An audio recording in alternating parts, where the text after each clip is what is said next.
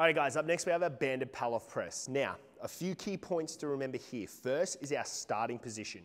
We want to make sure that when our arm is out straight, that those knuckles are at a 90-degree angle from us to the pole, okay? So what I'm not doing is I'm not starting with my shoulder in line with the pole. I want a straight arm in line with that pole.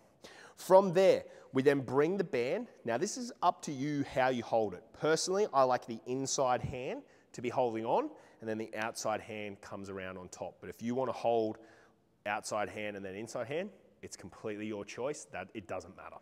So what I do from there is we want to make sure that we bring that hand into the chest. This is where we can stay nice and tight.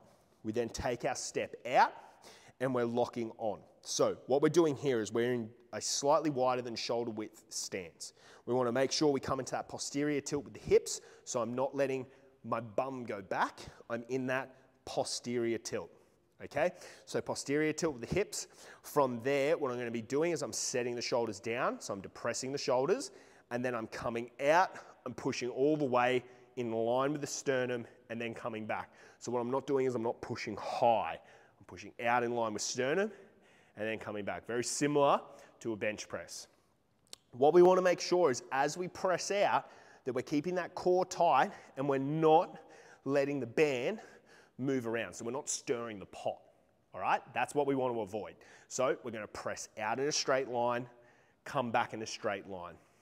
We want to make sure that as well, we're not letting that band catch and pull us in, all right? So this is a core exercise, but you're also going to feel that chest start to light up because that chest should be locked on as you're going through that pressing motion. So that's our banded Paloff press. Remember, square stance for this one.